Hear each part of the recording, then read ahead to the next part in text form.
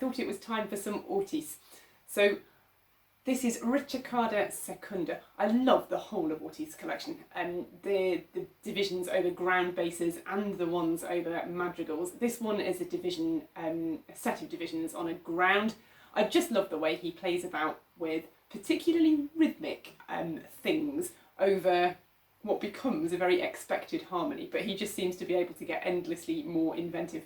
As ever, there is a link below the video to a copy of this so that you can print it out and we can learn it together. So, here we go. I think the very first note in this is an upbeat. I think it's an extended, it's a whole series where the upbeat is a minim. The very first one is a semibreve, but nonetheless, I think it is not an important first note. I just think it's an upbeat into the dotted minim. Consequently, I'm going to start it on a back bow. So, first position, G major, always a good bet. Let's see how we go.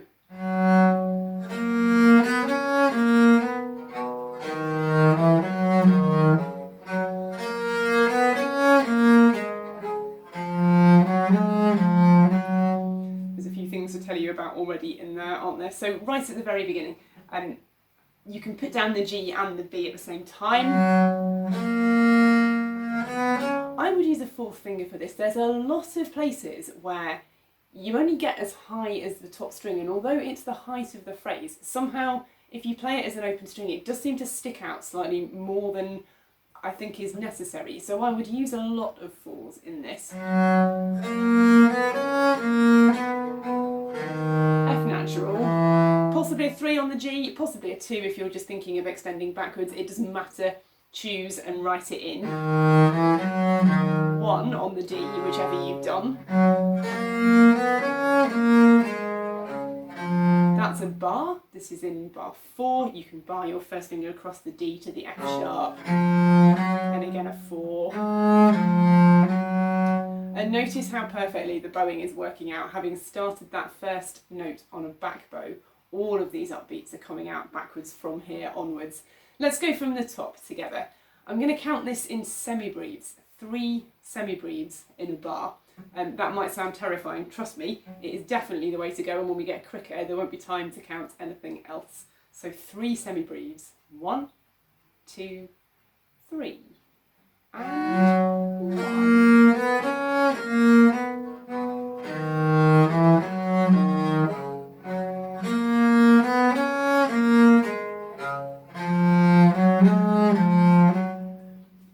Something else that's worth saying right at the beginning, because it comes so many times, is that the phrasing finishes very often on a minim, and if you're not careful,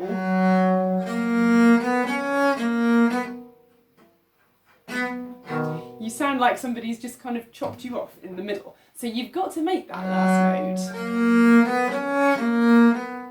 note light, but not pointy. How do you do it? I think there are 2 answers to that. One is that quite simply don't stop the bow on the string, don't just play and stop a note in its prime. But the other is, look at the note before it, and if you put more into that note and you make it really join to the note that you're trying to get rid of, you can make the second one smaller by making the first one more expressive. So the combination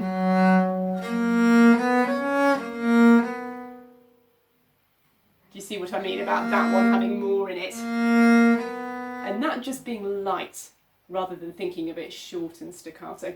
That's going to come up a lot. Let's go on from where we got to. So this is bar 5 from the second minim. I'm just going to play for a minute the second minim of 5.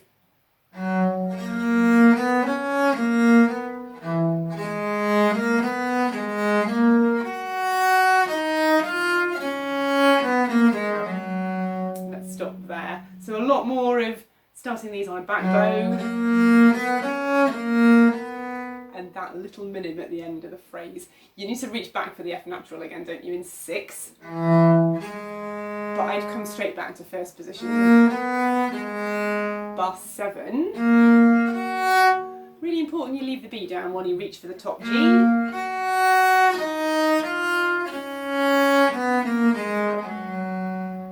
By bar, the bottom of that scale,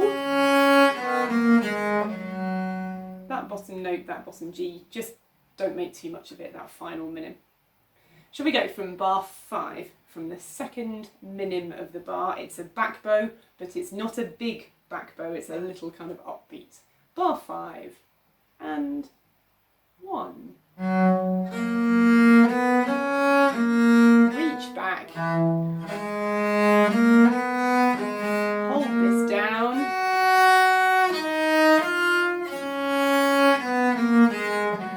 I'm going to keep going.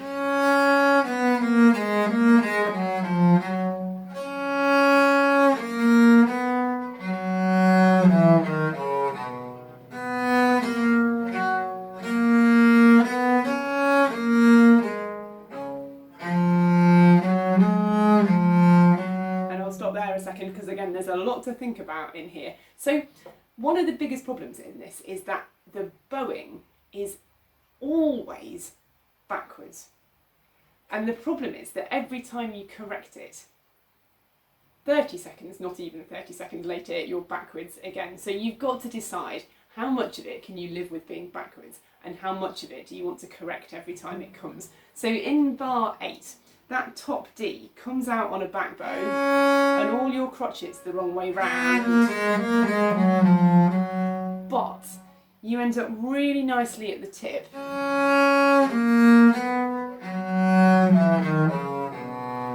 I'm just not sure that it matters. I don't think it's worth the faff of correcting it in bar 8. So we're going to go from that top D in 8. Again, I'm going to use a 4. If you like your top string, by all means go for your top string. If it's got a tendency to just shout a bit, I would tend to put a 4 on it. 4 again here. And now you need to look out because the C and the G are on the same fret. And if you don't see it coming, you'll get a 2 on the C and then you'll need to hop, and that is definitely not allowed. So the C at the beginning of bar 10 has a 3 on it, and the G has a 2. You have to hold the C down. If you finger like that and then you put the 2 on the G and you take the 3 off the C, you might as well have hopped. The whole point of that fingering is that you can leave the C to carry on sounding because your finger is still on it, and you add the G. You do not swap the 2 over. That's at the start of 10. Now I really would put a back bow at the end of bar 10. 4th finger for me by preference, but as you like. And bar the 1. Lots to think about in there. Shall we go from bar 8, from the top D, which we decided was going to be a back bow in the middle of 8. Ready, and go. Look out for the fingering.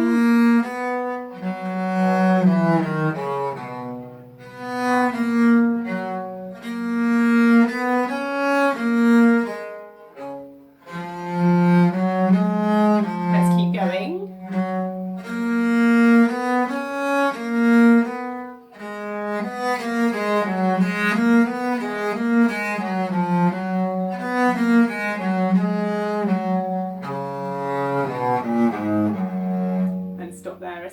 So having made that one correction at the end of bar 10 where we put that back bow in on the last minim of 10, we're all right, aren't we, for the whole of the rest of that section. All those crotchets in 14 come out the right way round,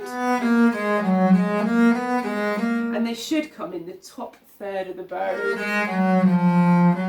Middle of bar 15, chordal fingering up to the C. 4th finger on the A. Don't do what I call windmilling across there. 4th finger. Down to the bottom G to finish. Shall we go from the last... Let's go from the last minim of 10. It doubles back a bit over what we've already played, but it's good to stitch things together. The last minim of 10. 2 and 3.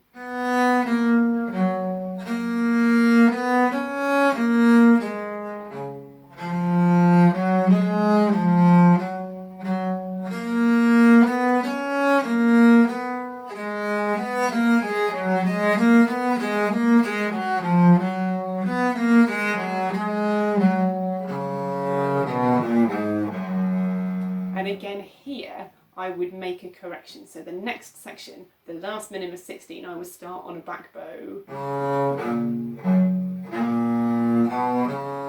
And a back bow again. Now this is awkward, because all of this is going to come backwards. There are two possible ways of solving that, maybe three actually. Bar 18 you could start forward, bar 18 after the rest, and then all of this would come the right way round. It's a bit of a shame though, because you've set up at the end of 16. It's a bit weird to start that forward. I would do 2 forward bows here to sort yourself out. So that's in bar 19. The first note of 19 will be a forward bow. And I'd take just a tiny little hiatus and put another forward bow after it. I wouldn't do a big retake, so I wouldn't... no, not enough time. Not enough time. Just keep going. 4th finger here for me. And then this is nicely the right way round. Bar with the first finger. Did you get all that? This is the end of 16, nice and steadily. The last minim of 16, which will be a back bow. 2 and 3.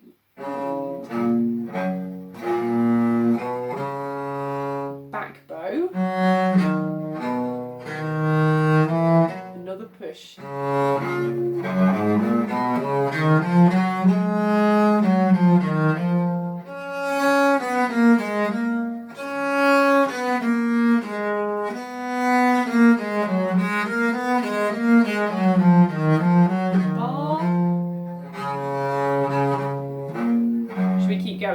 Forward bow, I think, for this. Maybe we'll just let this one come out backwards.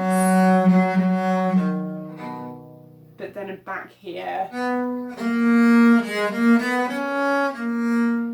Now this next bit is one of those places where you've got to decide. Are you going, each time this little thing repeats, are you going to start each one on a back bow? So I'm at the end of 26. Are you going to put another back here? And another one here? And another one here? And another?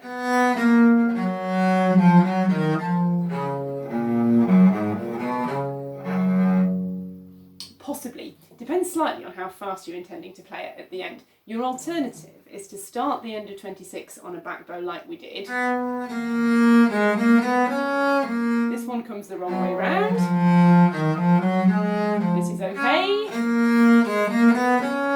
Wrong way round. This is okay.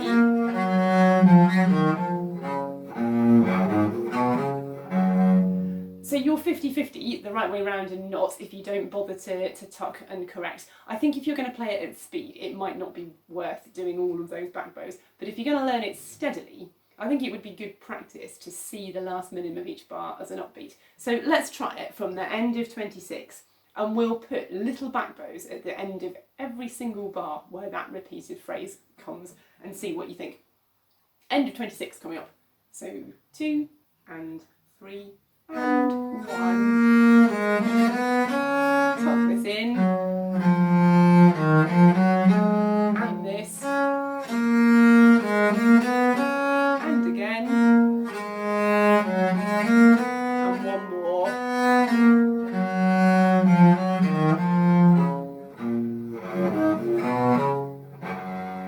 Now this next bit is interesting. It looks like an upbeat, doesn't it? And you want to play it on a back bow, but if you do that, all of your crotchets are going to be backwards. So the last minim of 32, which looks for all the world like it should be a back bow, it's going to come out forward, and you need to leave it that way. So they're like 2 upbeats into this.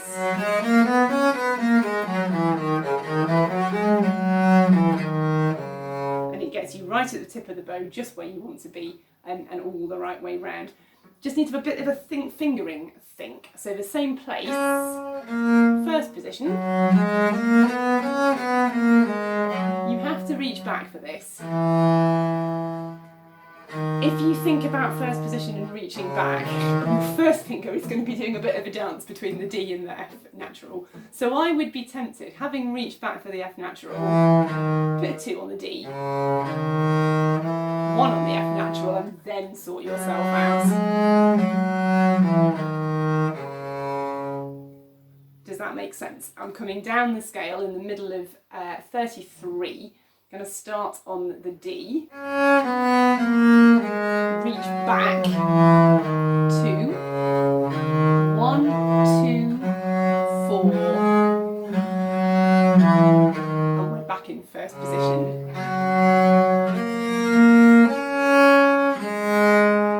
Plenty of bow here.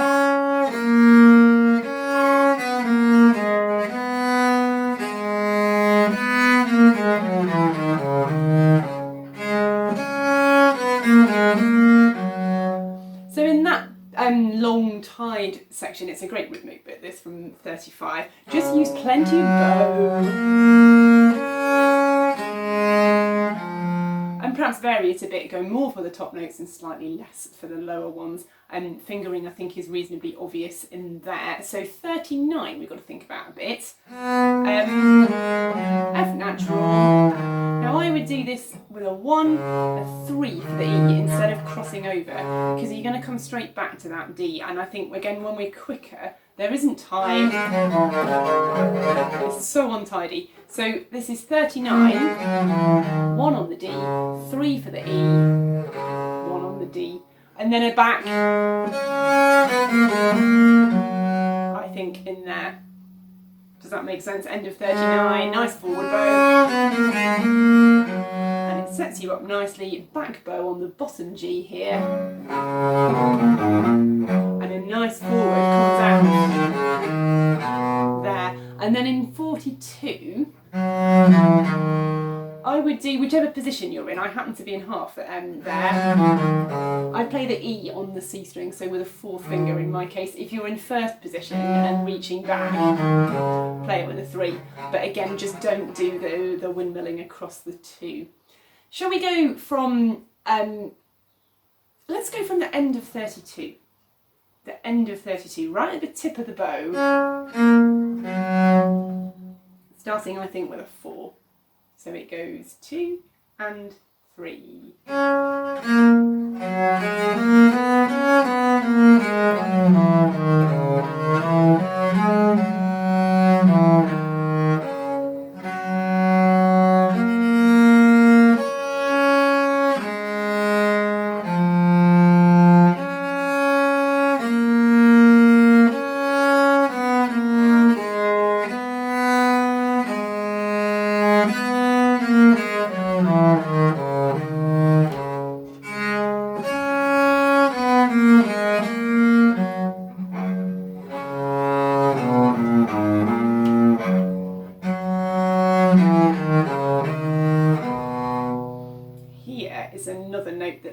Like it's an upbeat, like it should be a back bow, but you have to play it forward right at the tip, otherwise the rest of the piece is going to come out backwards. So this is the end of 42, right at the tip of the bow, and a forward bow for that last little minim.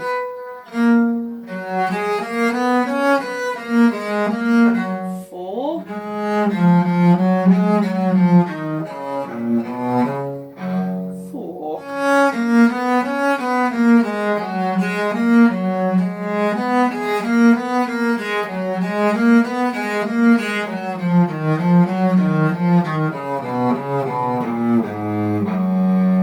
Everything just fits really nicely in first position there. The most awkward bit is 45. It's a jolly long way up there, and again, if we're going at speed, there's not much time. So the bottom G, just get off it with the bow as quickly as you can. Even if you're not quite sure where your A string is, start the move in that general direction and then find the D afterwards. I thought about something else along the way. What was it? Oh yeah, this is the end of 45. Just look out for places like that where you can leave that second finger on the G.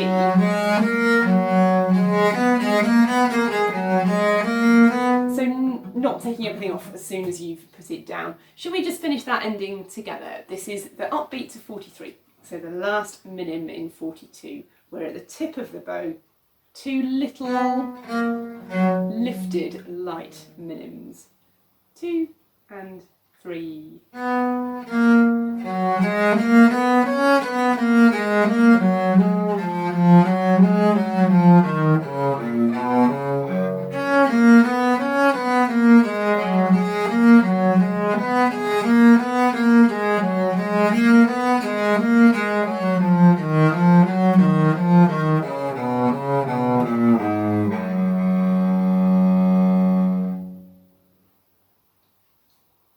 We should play the whole thing through then, shouldn't we? It would be nice to have the ground underneath it, and the first time you play it with the ground it's actually slightly off-putting because the rhythm is very clever and not always quite what you would expect. But I have a solution to this. I have recorded the ground so we can get the ground to play and you and I can play the top part together so we get used to how it fits. I thought rather than counting in it would be nice to have an introduction instead. So what you're going to hear is the last 4 bars of the ground. And then we'll start from the top. So you'll hear 1,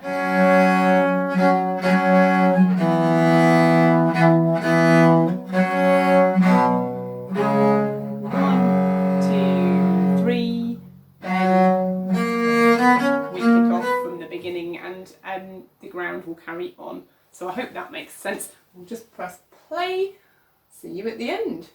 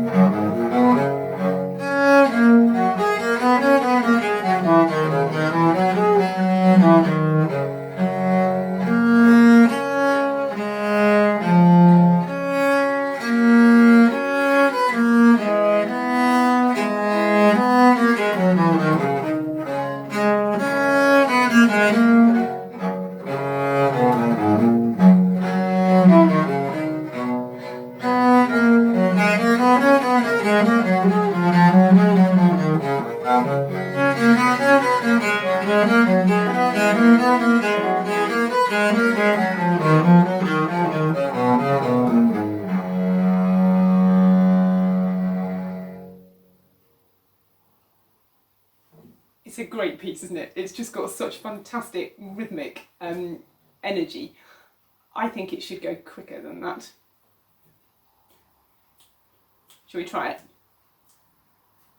And this time I'll leave you to it on the top part, but I'll do you that same 4-bar introduction. So we're going to try...